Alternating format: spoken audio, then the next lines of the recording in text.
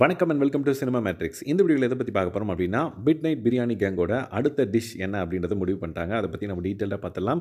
அதுக்கு முன்னாடி நம்மளோட சேனலை நீங்கள் சப்ஸ்கிரைப் பண்ணாமீங்கன்னா சப்ஸ்கிரைப் பண்ணி சப்போர்ட் பண்ணுங்கள்.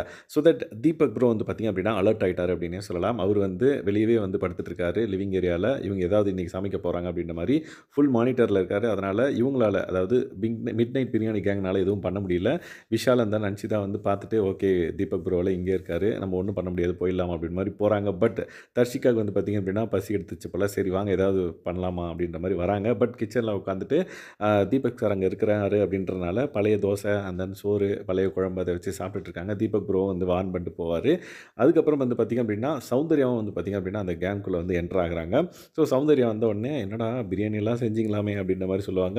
சிக்கன் பிரியாணி அப்படி செஞ்சீங்க அப்படின்ற மாதிரி கியூரியஸாக கேட்பாங்க. இல்லை இல்லை சிக்கன் பிரியாணிலாம் கிடையாது, எக்கு பிரியாணி செஞ்சோம், ஃப்ரைட் ரைஸும் செஞ்சோம் அப்படின்ற மாதிரி சொல்லுவாங்க.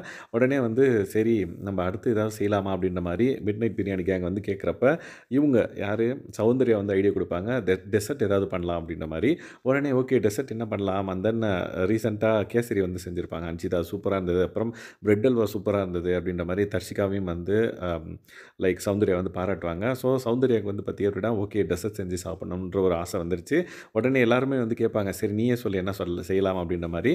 உடனே வந்து அவங்க ஓகே அடுத்தது வந்து நம்ம டெசர்ட் தான் ஏதாவது ஒன்று பிளான் பண்ணிக்கலாம் அப்படின்ற மாதிரி அவங்க வந்து சொல்கிறாங்க. டெசர்ட் பிளான் பண்ணிங்கன்னா சொல்லுங்கடா நானும் கலந்துக்கிறேன் அப்படின்ற மாதிரி சௌந்தர்யா வந்து பார்த்திங்கன்னா அவங்களோட ஃபன் லாங்குவேஜில் வந்து சொன்னாங்க.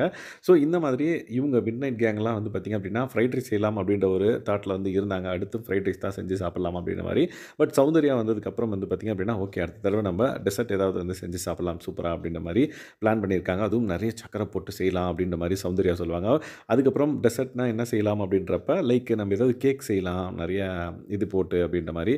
பட்டு பேக்கிங் சோடா அதெல்லாம் வேணுமே, அதுக்கெல்லாம் எங்கே போகிறது அப்படின்ற மாதிரி வந்து பார்த்திங்கன்னா டிஸ்கஷன் வந்து போச்சு.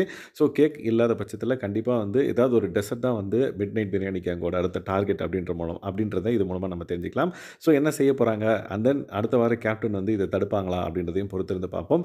சாச்சனா வந்து கேப்டனாக வந்துட்டாங்க அப்படின்னா அவங்களும் இந்த மிட் நைட் பிரியாணி கேங்கில் இருக்காங்க அப்படின்றனால விஜய் சேதுபதி சாரும் வந்து அது ஃபன்னாக தான் இருந்தது அப்படின்னு சொல்லிட்டு மேபி அட்வான்டேஜாக எடுத்துகிட்டு நிறைய விஷயங்கள் வந்து மிட் நைட்டில் செய்கிறதுக்கான வாய்ப்பு இருக்குது. லெட்ஸ் வெயிட் அண்ட் வாட்ச் என்ன நடக்க போகுது அப்கமிங் வீக்ஸில் அப்படின்றத பொறுத்திருந்து பார்க்கலாம். ஸோ தட் இந்த மாதிரியான பிக் பாஸ் அப்டேட்ஸை நீங்கள் தெரிஞ்சுக்கணும் அப்படின்னா நம்மளோட சேனலை சப்ஸ்கிரைப் பண்ணாமல் சப்ஸ்கிரைப் பண்ணி சப்போர்ட் பண்ணுங்கள். Thanks guys, by.